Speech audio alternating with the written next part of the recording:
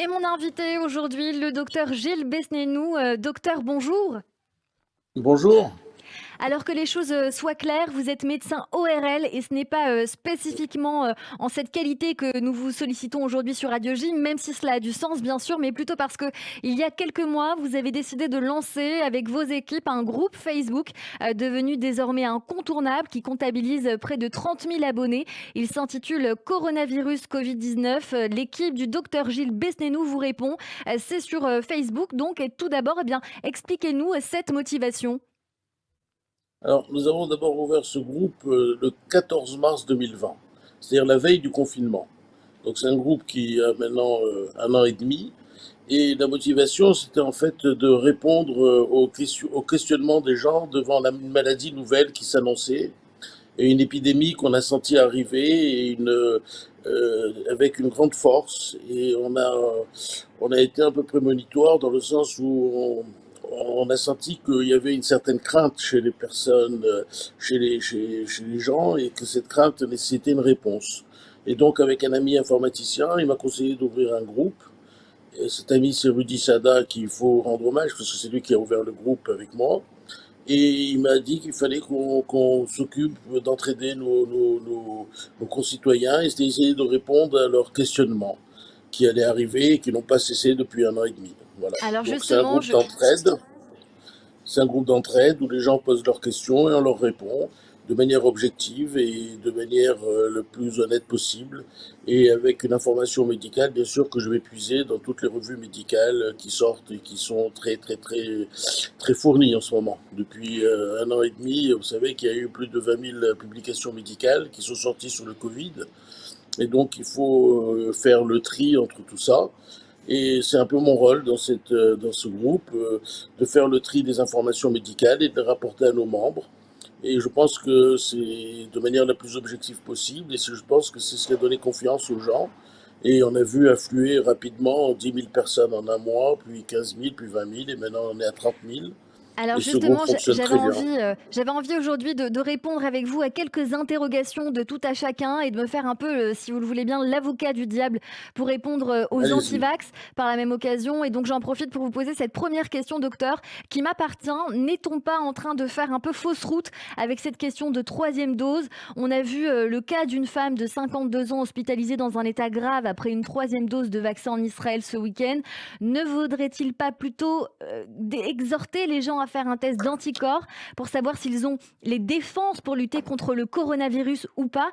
Car il s'agit, il faut le rappeler, non pas de protéger complètement contre le virus, mais aussi de nous aider à mieux lutter contre. Alors, je pense que je ne sais pas si on fait pour l'instant fausse route ou pas, mais les argumentations pour la fausse route n'est pas celle dont vous parlez. Pour moi, le problème n'est pas un problème d'anticorps et de, de, de réponse immunitaire, parce que la réponse immunitaire cellulaire, qui est aussi importante que le nombre d'anticorps, on peut pas la doser aujourd'hui. Et donc, le fait qu'on puisse pas faire une mesure de la vraie réponse immunitaire suite au vaccin nous empêche d'avoir une vision exacte de ce que nous a donné les 2 doses. Mais en tout cas, ce qui est sûr, que si 2 doses n'ont pas réussi à vous sauver, refaire le même vaccin une troisième fois, je ne suis pas sûr que ce soit la meilleure chose à faire. Donc effectivement, je me pose aussi la question d'une troisième dose de Pfizer notamment, non pas parce que le taux d'anticorps va baisser, mais parce que si 2 doses ne m'ont pas sauvé, je pense que la troisième dose ne me sauveront pas plus que ça. Qu'est-ce que Je vous pense entendez que par sauver? sauver, c'est-à-dire que s'il y a quand même des patients qui font des formes graves, malgré le fait que ce soit Oui, qu'ils aient eu 2 doses, oui. c'est pas en faisant une troisième dose qu'on évitera les formes graves chez les patients très fragiles. Donc je pense il faut attendre un peu, voir un peu ce qui va se passer. Vous savez que les Israéliens, eux, sont partis déjà sur la troisième dose et ils ont conseillé déjà la vaccination à partir de 50 ans chez les personnes qui ont été vaccinées il y a quelques mois. Et je pense, moi, que de nouveaux vaccins vont sortir et peut-être qu'il faudra essayer de faire des boosts avec en alternant le mode de vaccination. C'est-à-dire que si vous avez fait du Pfizer, faire un AstraZeneca, si est-ce que Moderna va pas sortir un nouveau vaccin plus ciblé sur le variant D, Est-ce que le nouveau vaccin nantais de la start-up nantaise Valvena, qui est un vaccin à base de virus atténué, on sait qu'il est en phase 3 et qu'il devrait probablement sortir dans quelques mois. Est-ce qu'il n'est pas intéressant de mixer Pfizer avec ce type de vaccin? Voilà, moi, la question que je me pose, c'est plutôt une question plus de boost qu'une question de refaire toujours la même dose, parce que si on fait 3, pourquoi pas faire 4, pourquoi pas faire 5, pourquoi pas faire Oui, c'est ce que 6. j'allais vous dire, Donc, c'est-à-dire que on va aller dans une surenchère où en fait le vaccin, voilà. on est censé faire un vaccin et un rappel, et on a la sensation que là c'est un vaccin plus un Voilà, pseudo-rappel qui est un boost. voilà. Je pense il faudrait réfléchir sur cette stratégie vaccinale et peut-être ne pas se précipiter pour faire la troisième dose. Mais effectivement, vous savez, il y a des gens qui sont très fragiles et font des dosages d'anticorps, puisque maintenant c'est la grande mode, hein, tout le monde fait ses dosages d'anticorps. J'ai 500 anticorps, 200 Justement. anticorps, j'en ai 18, j'en ai 3000. Et donc à partir de là, chacun se croit médecin et chacun se croit apte à faire une troisième dose, puisque vous allez sur Doctolib et vous allez prendre un rendez-vous pour une troisième dose. Et ça a déjà commencé déjà en France, où j'ai beaucoup de personnes, moi, qui sont d'un certain âge, qui ont déjà pris des rendez-vous pour des troisièmes doses. Je pense Justement, que... j'y viens avec vous, Allez-y. docteur, si vous voulez bien. Une interrogation, un exemple. Une dame de 60 ans a un taux d'anticorps qui dépasse les 8000. OK? Donc, Oui. c'est-à-dire considéré comme assez haut. Après avoir reçu un premier vaccin et avoir eu le Covid dans la foulée. Elle a eu au moins 3 comorbidités. OK? Elle est la cible Oui. donc de la troisième dose potentiellement imposée par la France à la mi-septembre, puisque ce sera pour les personnes à risque. Est-ce qu'elle a besoin de cette troisième dose au vu de ses anticorps?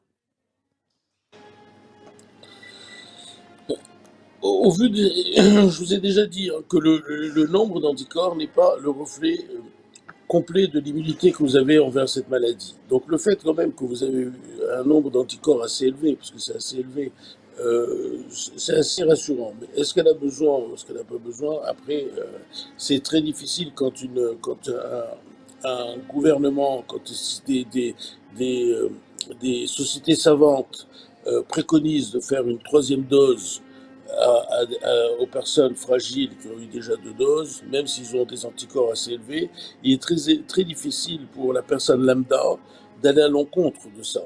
Alors c'est sûr qu'il y a des antivax qui vont vous dire on est libre, on fait ce qu'on veut et tout ça, mais quand même si cette personne-là refuse de faire sa troisième dose et que par malheur elle attrape le Covid et qu'elle fait une forme grave, elle s'en voudra toute sa vie si elle peut Donc les continuer, si elle anticorps, s'en si je sort. comprends bien, docteur Besnénou, les anticorps ne nous empêchent pas d'avoir une forme grave du Covid. Il n'est pas prouvé, il n'y a aucune étude aujourd'hui qui montre que les gens qui ont fait, qui font les 2 vaccins et qui font des formes graves, il n'y a pas d'étude sur leurs anticorps antérieurs à leur Covid. Je n'ai pas cette notion, je n'ai jamais lu aucun article médical qui disait que telle personne qui avait 8000 anticorps a fait une forme grave ou non. On n'a aucune corrélation là-dessus, donc je ne D'accord, peux mais pas vous docteur, ce que répondre à cette j'essaye de vous question. dire, c'est si aujourd'hui, vaccinés ou pas vaccinés, nos anticorps sont forts, est-ce que notre corps peut lutter contre la Covid ou pas? De toute façon, ce qu'on sait aujourd'hui, c'est que ceux qui ont fait qui ont fait le Covid ont une meilleure immunité que ceux qui ont une immunité par les vaccinations. Donc eux, ils ont cette dame-là qui a eu le Covid plus une vaccination, je pense qu'elle a une excellente immunité. Mais est-ce qu'elle va aller à l'encontre de références scientifiques de haut niveau et des sociétés savantes qui préconisent que ces dames se vaccinent? C'est à elle de prendre la responsabilité, c'est pas à moi. Moi, je peux pas vous Mais dire aujourd'hui à la d'accord. radio, Docteur cette dame Besnénou, est... ne Oui, pensez-vous pas qu'en fait, en France et même dans le monde, hein, au final, puisque voilà, on le sait, le coronavirus, c'est partout, est-ce qu'on n'est pas face à des cas particuliers à chaque fois et pas à des cas uniques avec cette troisième dose potentiellement imposée, voire même la seconde?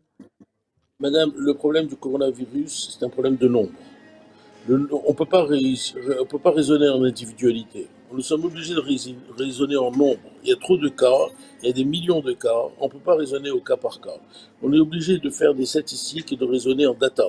Si vous commencez à raisonner au cas par cas, vous vous en sortirez pas parce qu'il y a trop de monde à vacciner, il y a trop de malades, il y a trop de pays avec des moyens financiers différents et qui ont accès de manière différente au vaccin, et on ne peut pas raisonner au cas particulier. On est en France ici, et vous savez, on a la chance d'être un pays riche, un pays où on a toutes les possibilités de se soigner, on a tout accès à toutes sortes de vaccins. Ceci n'est pas valable dans tout le monde. Bon, dans mon groupe, on a des gens qui sont du monde entier. Nous avons des Tunisiens, des Israéliens, des Marocains, des Libanais, des, des Canadiens, des Américains, des Anglais. Et on est obligé de parler pour le monde entier. Il y a beaucoup d'Africains aussi, et on est d'Algériens. Et on est obligé de parler pour le monde entier. Je ne peux pas parler pour la France. Parce que la France, on est des pays gâtés, on est un pays où il y a beaucoup de moyens, et les gens peuvent faire un peu les anticorps, tout ça. Quand vous sortez de France et que vous allez dans ces pays dont je vous cite, pour la plupart, on n'a pas tellement le choix. Et on ne peut pas faire au cas par cas, les gens ne peuvent pas doser les anticorps, et donc on est obligé de prendre des mesures statistiques. Et quand on prend des mesures statistiques, on est obligé de prendre des mesures en fonction de l'âge.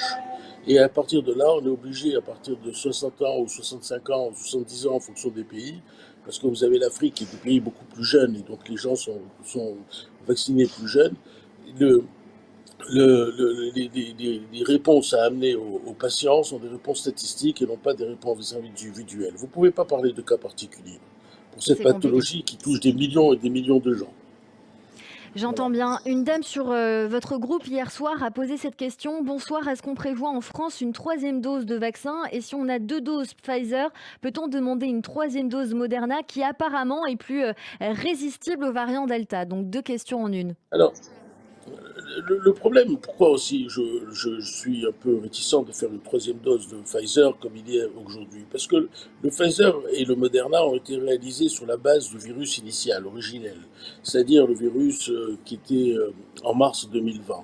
Et le problème, c'est que plus on a de mutants, plus on s'éloigne de la forme originelle au point de vue génétique, ADN. Et donc, plus on s'éloigne et plus le vaccin que l'on fait est moins efficace. Donc moi, je pense que si on doit refaire un vaccin et si on peut attendre que Moderna ou Pfizer fassent un vaccin qui se rapproche le plus génétiquement du vaccin Delta, du virus Delta, je pense que ce sera préférable parce qu'on n'est pas loin d'avoir de nouvelles mutations. Vous avez vu qu'on parle déjà du colombien, on va parler d'autres variants. Tout à Et fait. plus les variants apparaissent, et plus on s'éloigne de l'origine, et plus on s'éloigne du vaccin originel. Donc ce vaccin originel qui était fait pour un certain virus originel, aujourd'hui, il est de plus en plus éloigné des variants.